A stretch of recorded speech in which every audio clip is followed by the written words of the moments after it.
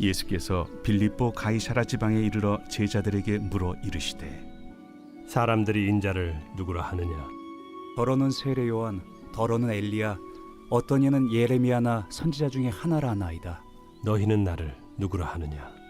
시몬 베드로가 대답하여 주는 그리스도시요 살아계신 하나님의 아들이시니이다. 바요나 시몬아, 내가 복이 있도다.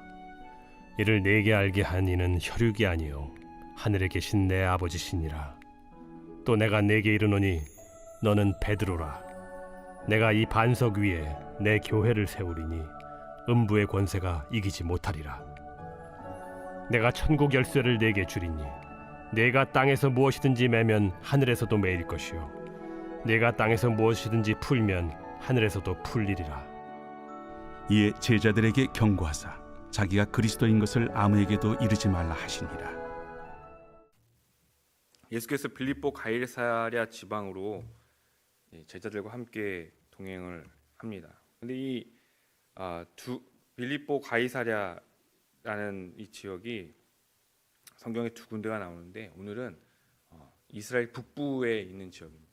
갈릴리에서도 수십 킬로나 떨어진 곳에 있는 지역인데 이 지역은 분봉왕 그 헤롯 빌립이 당시의 황제였던 티베리우스를 기념하기 위해서 그 도시를 리모델링, 재건, 신도시 사업을 해가지고 내가 이렇게 당신을 추앙합니다라는 것을 보여주는 도시였어요. 이 도시는 그래서 보통 이방인들이 거주하는 도시였고요. 이 도시에는 많은 신상들이 있는 도시였습니다.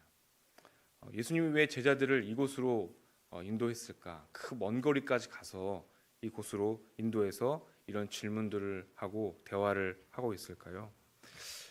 이것은 세상의 한복판에 있는 듯 보입니다.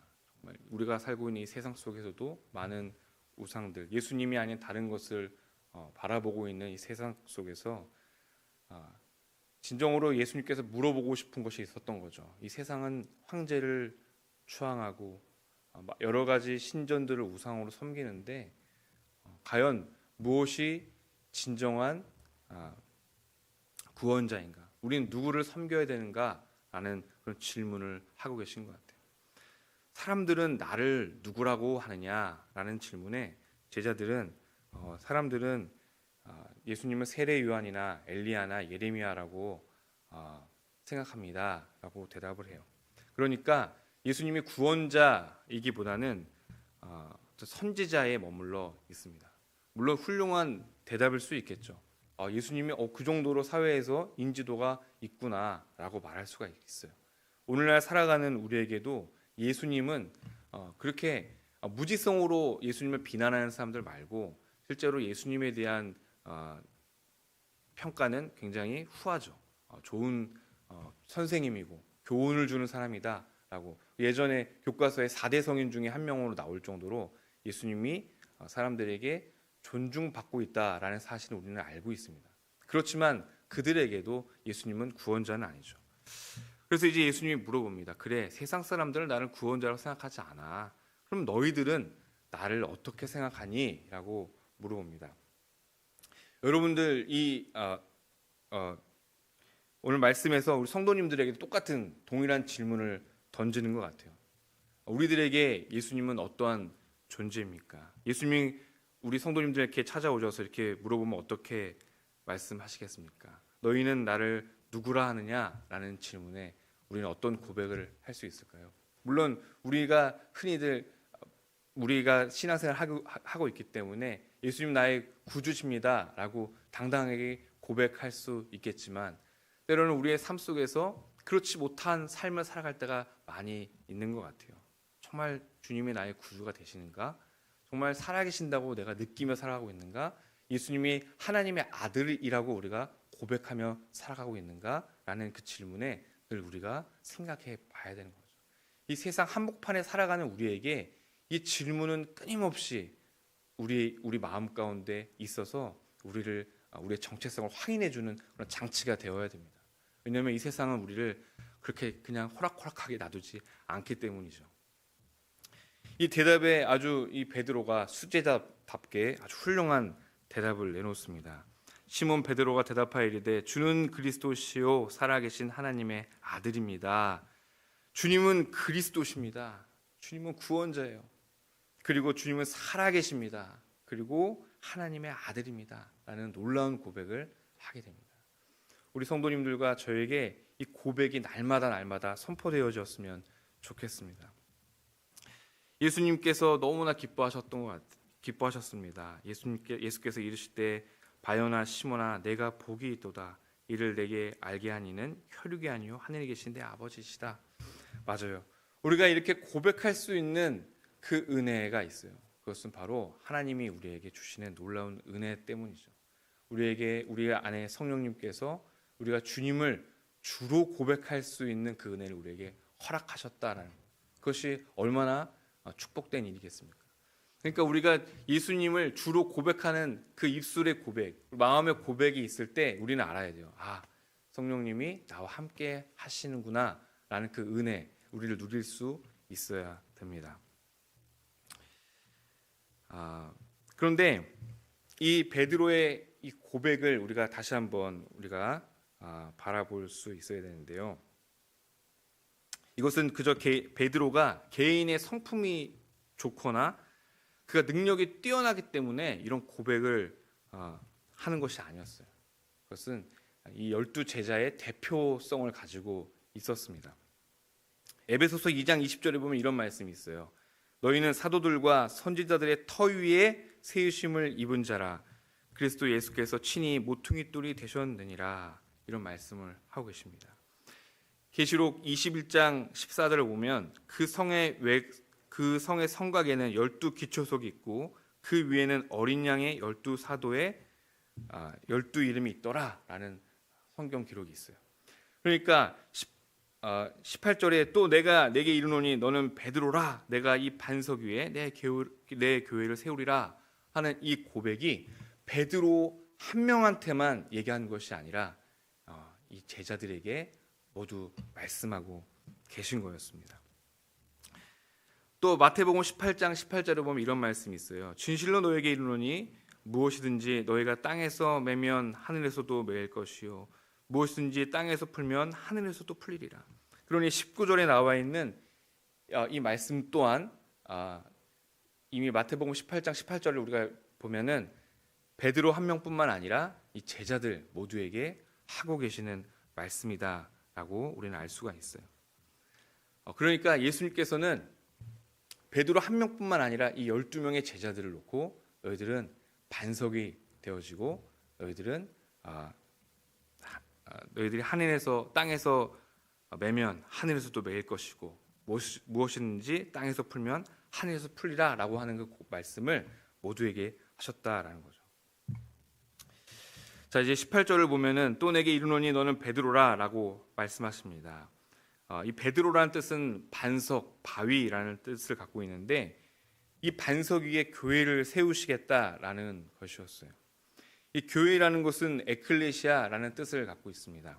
그런데 이 에클레시아라는 이 헬라어를 또 히브리어로 보면은 카할이라는 뜻으로 우리가 사용할 수 있어요. 그러니까 이스라엘 사람들은 카할이라는 단어를 더 잘 알 수 있었겠죠. 근데 이 카할은 어떨 때 쓰는 단어였냐면은 이스라엘 공동체를 표현할 때 쓰는 단어였어요.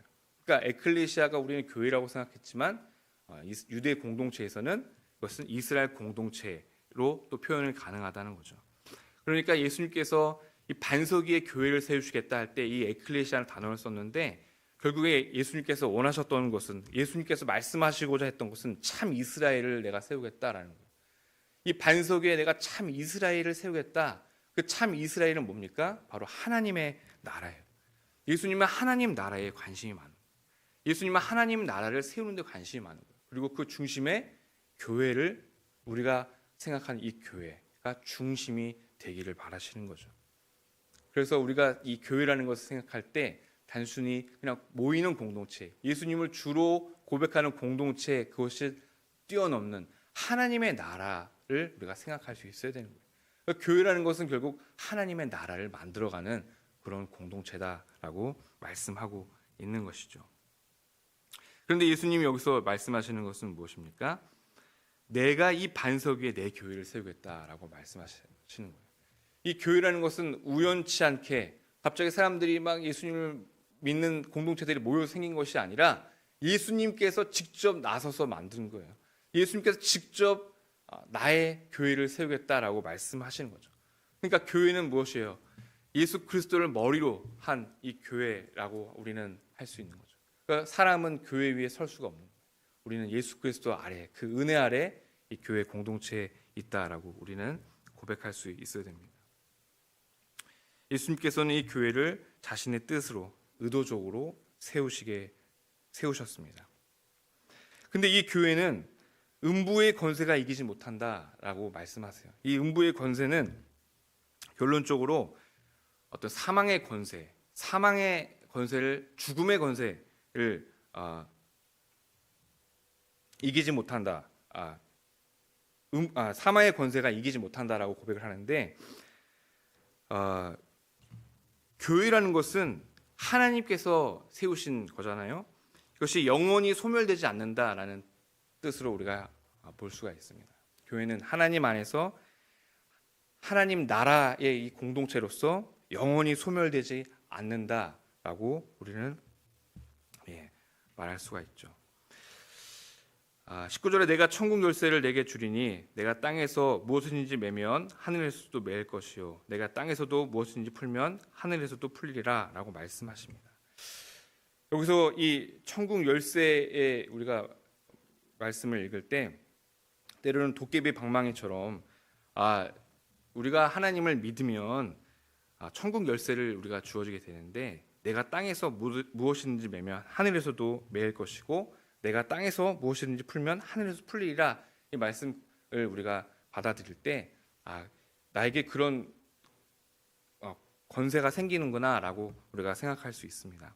그런데 좀 더 우리가 분명하게 이 말씀을 보면은 문지기로서 어떤 열고 닫는 의미로서의 그런 의미가 아니라 집안을 관리하는 집사로서의 그런 의미가 이 안에 포함되어 있습니다.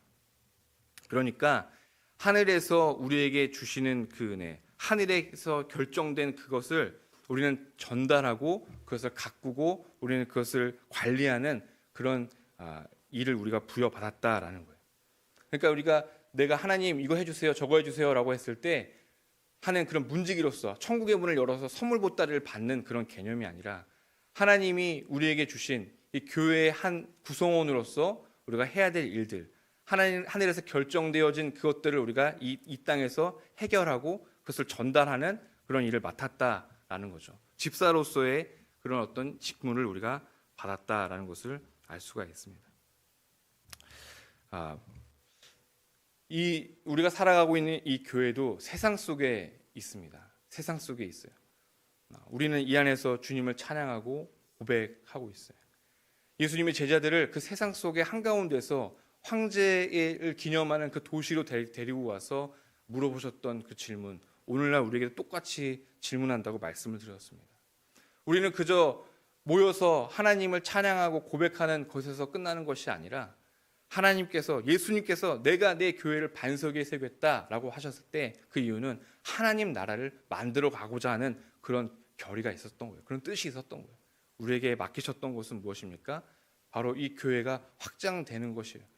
예수 그리스도를 머리로 한 이 교회가 이 안에서만 끝나는 것이 아니라 우리가 하나님의 나라를 이뤄가는 것, 이 세상 속에서 이렇게 살아가는 것이죠. 오늘 우리가 하루를 살아갈 때 우리가 이 고백을 하면서 단순히 나의 삶만 보는 것이 아니라 이 세상 속에서도 이런 예수 그리스도의 놀라운 은혜를 고백하고 전달할 수 있는 그런 우리 모두가 되기를 주님의 이름으로 간절히 축원합니다. 이제 기도하겠습니다. 하나님 감사합니다. 오늘도 주님께서 귀한 말씀 나누게 하시니 감사를 드립니다. 우리 성도님들 오늘도 하루를 살아갈 때 세상 속에서 주님을 주로 고백할 수 있는 귀한 은혜를 누리며 살아갈 수 있게 해주시고 거기서 끝나는 것이 아니라 하나님의 나라를 이뤄갈 수 있는 놀라운 은혜, 풍성한 은혜를 누릴 수 있도록 축복과 은혜를 베풀어 주시옵소서. 감사를 드리며 예수님의 이름으로 기도했습니다. 아멘.